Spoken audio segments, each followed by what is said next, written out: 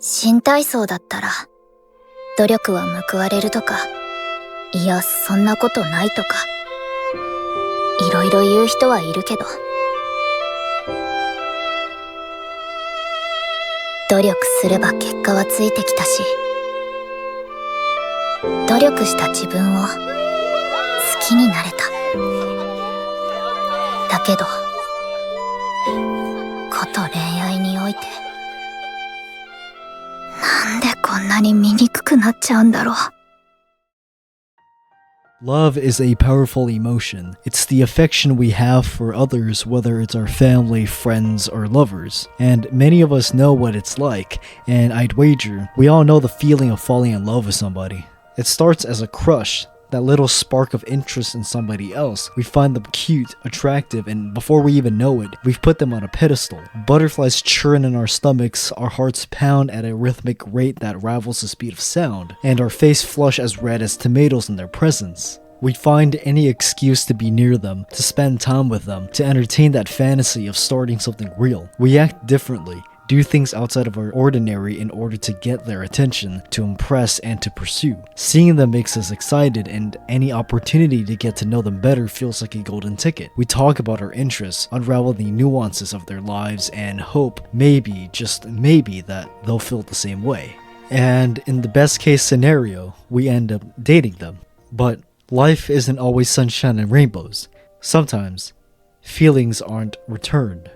This is unrequited love, a one-sided affection, a love that lingers with yearning and bittersweetness. Enduring the short end of unrequited love isn't exactly thrilling, but it's something we've all experienced, myself included. Looking back on my childhood and teenage years, that feeling of liking someone while knowing they'll never feel the same was a defining part of my adolescence. It was a time of self-discovery, of exploring interests, hobbies, and inevitably, love and romance.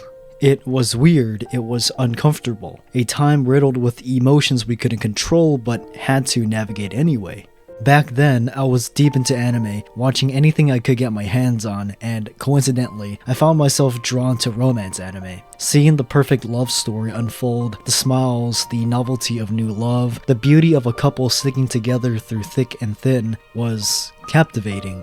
Though sometimes, these animes had love triangles. Someone always got the short end of the stick, and more often than not, that was the character I rooted for. Maybe it was because their experience felt real. Maybe it was because I saw myself in them. Or maybe there was something about their struggle that added an undeniable depth to their character. Whatever the reason, unrequited love has always been a trope that sticks with me. And honestly, it might just be one of my favorites in anime. Some animes I can think of that plays on this trope include shows like Scum's Wish, Blue Box, Clannad, Snafu, Chihayafuru, just to name a few. If an anime even remotely involves a romantic subplot, chances are there's a love triangle, and in every love triangle, there's always that one character who loses, left to admire from afar, a character in love but unable to reach the object of their desire. And no matter how many times I see it, it always stirs up a little sympathy in me. I think that's part of the appeal of this trope, to generate sympathy for the characters. Sometimes you don't need an elaborate or deep exploration of the cast for them to be compelling. It can be as simple as them being relatable. And while we can debate what makes a good character or love interest, the truth is, we as viewers are naturally inclined to relatability. There's something all too familiar about loving someone who doesn't love you back. It's something so many of us have felt, and seeing it reflected in a character makes it hit that much harder. And if relatability isn't what makes a character enjoyable, then we can always circle back to their execution or exploration. When I think about these losing love interests, how they react to the protagonist or respond when the MC confesses their love to someone else, can really open up so many possibilities for character exploration. Some put on a facade and root for the MC, some become dejected, some continue to pursue their feelings despite the odds, and others are more complex than that. Anime showcases unrequited love in a variety of ways, each each with its own emotional weight. There's the silent admirer, like Taichi from Chihayafuru, who harbors deep feelings yet keeps them hidden. Then there's the best friend or childhood friend, such as Hina from Blue Box, whose closeness to the protagonist only makes the distance between them much more painful. And the love triangle heartbreak is embodied by characters like Yui from Snafu, who, despite being a strong contender, ultimately loses. When it comes to romance, and by extension unrequited love, anime just gets it. With expressive animation, bittersweet musical arrangements, and the ever-familiar school setting, it captures this almost childlike innocence, an innocence that's so easily shattered by romance. Blue Box, an anime I'm currently watching, embodies many of the traits of unrequited love I've talked about. Hina, one of the characters, is a high school gymnast with a crush on Taiki, the protagonist and badminton player, whom she'd known since middle school. Taiki, however, has a crush on his upperclassman, Chinatsu, a star basketball player on the school team. All three of them share the same goal: to compete at nationals in their respective sports. The romance in Blue Box isn't anything special, but the way in which the love triangle plays out highlights this bittersweet feeling of unrequited love. Taiki is driven to push himself harder after watching his senpai work hard toward the same goal, motivated by admiration and the hope to be worthy of her. When we see someone work hard, we want to match that effort. We want to chase after our own dreams. Hina, on the other hand, knows Taiki's crush on Chinatsu and cheers him on, even if it hurts. For Hina, she's not great at expressing her emotions, so instead, she puts up a facade, maintaining the illusion of normalcy in order to preserve her friendship with him. Progressing through the anime, it becomes increasingly apparent that her feelings for Taiki only grow stronger. She cheers him on, knowing that she doesn't stand a chance, and as viewers, we can sense her pain, watching her root for someone who draws his inspiration from someone else. That yearning resonates with me, seeing Hina hold these emotions that she knows is hopeless to begin with. An episode in the anime highlights her love-struckenness in a cute yet heart-wrenching way. Attending a fireworks festival together, it was Hina's chance to finally be alone with Taiki. For the occasion, she came dressed in a yukata. In wearing it, she wanted Taiki to notice her.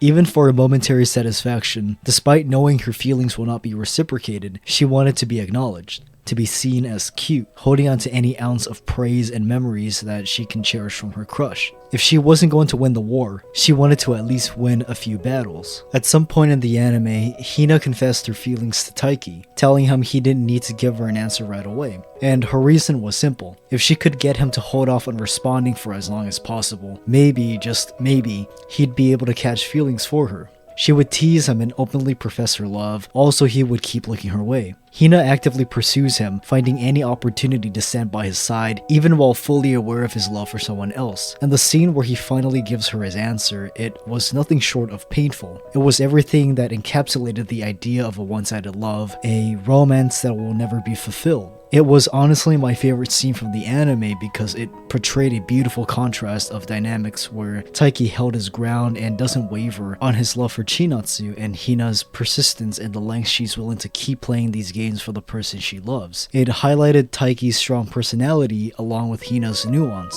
but it also shows how complicated and heartbreaking love can be, especially for someone like Hina. It's a testament to how deeply she cares for him and the emotional toll she endures when things don't go her way. Watching it all unfold was heart-wrenching, but Blue Box's portrayal of romance and unrequited love feels real. It doesn't shy away from the messy. It's not that partaking in a one-sided love is by any means a heartwarming experience. It's precisely because it's bittersweet that makes it appealing to watch. Witnessing a character cling to slim hope is compelling. Hina's love brims with innocence and a longing for Taiki. It gives depth to her character, thoughts, and motivations. These motivations, whether in Blue Box or other anime, are a constant reminder of our youth. It certainly is a reminder for mine, where I would find any excuse to be with my crush all the while keeping my feelings locked up. Hina's plight from Blue Box is one of many narratives that provides insight to the nuance of love. When we think of romance, we focus on the result and what I call the after party. The result being the beginning of a relationship, and the after party is the journey that precedes that. We think about love in the context of a relationship, but oftentimes overlook what comes before: crushing on someone, falling in love, and that arduous tumultuous time of uncertainty on whether or not the feeling is mutual. We especially forget the contentious feeling of unrequited love. It's taught me that love is a journey, and a rugged one at best. Sometimes we get what we want, and other times we don't. And when told as a story, it's investing. The trope hits close to home that highlights emotional depth and the pain of longing, character growth that pushes characters to mature, relatability to our experiences, and the beauty of bittersweetness from an unfulfilled love that can be impactful. While we have a general idea of unrequited love, what distinguishes it from real or reciprocated love? In an unrequited love, the most obvious thing is that it's unrequited, one-sided, unreciprocated. Digging deeper, while there is a level of admiration and love for someone else, a defining aspect of the dynamic is to yearn. We put our crush on a pedestal, viewing as they can do no wrong, and constantly compare ourselves to them. Sometimes we downplay our worth because they don't notice our feelings. We don't entirely see them as equals, and while that sense of affection exists, we strive for the most ideal situation to happen, but that's not always the case. Perhaps in an unrequited love, there's an emphasis on the idea of someone, and chasing that idea fulfills us. It's a type of yearning, and it's different from reciprocation. Yearning is to want, and reciprocation is to be mutual. Reciprocation involves both partners to be companions, to be equal. But that's not to say that yearning is bad. Far from it. When we like someone, we feel these emotions, and deep down, we also want what's best for them. Unrequited and reciprocated love are unique, yet share a commonality in romance. It's all part of the same process to find true love. Love is messy, it's uncertain, fleeting, and sometimes it doesn't go the way we want. But that's exactly what makes unrequited love so compelling in anime. It embraces the ache of longing, the innocence of hope, and the inevitable heartbreak that comes when things don't fall into place. It's a feeling that lingers, a wound that isn't always tragic but is undeniably bittersweet. I think that's why I love this trope so much. It captures something real, something human. The pain of wanting someone you can't have, the quiet moments of hope and despair, the way you grasp at any little sign that maybe, just maybe, things could turn around. It all feels so familiar. And yet, it's not just about the pain, it's about growth, about moving on, about cherishing those moments even if they don't last forever. Characters like Hina and others alike remind me of my own experiences, of the times I felt the same ache, the same uncertainty. And even though their stories don't always end in happiness, there's something beautiful in their struggle. In the end, unrequited love isn't just about losing, it's about feeling. It's about embracing that raw, complicated, and sometimes even frustrating part of love that makes it so meaningful. And maybe that's why I can't get enough of it. Because even if it hurts, it's a kind of love worth remembering.